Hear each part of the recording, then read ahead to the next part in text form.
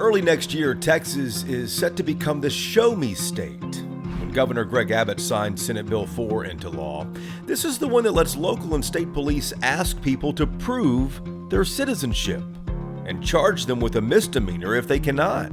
It's not just going to be people who are not supposed to be here that are questioned. You're going to have a lot of American citizens who are going to have their citizenship contested and challenged. Some of those people dragged down to police stations if they can't provide that documentation right away. So that's what you're going to start seeing on the street. Congressman Joaquin Castro wants the Department of Justice to intervene, arguing that immigration law is a federal responsibility, not a state one. It's just seriously concerning, and we know it's clearly unconstitutional. In an interview for yall-itics, State Rep Victoria Neave Criado revealed that she now carries her passport, worrying that police might ask her for it. Why should we as Americans be questioned about our citizenship when we have a right to be here as well? Do you expect police agencies in Texas to enforce this, state and local police? I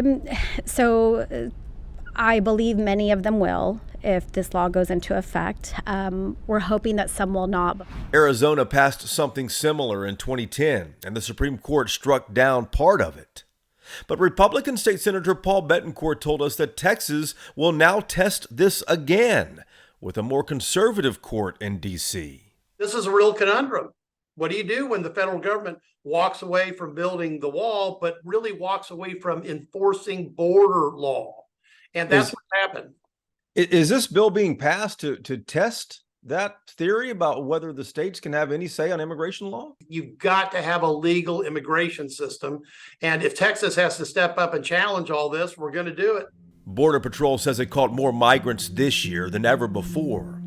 Politically, the situation remains red meat for Republicans and a vulnerability for President Biden. Whether Texas, though, can legally address it remains a question for the courts. In Dallas, I'm Jason Whiteley.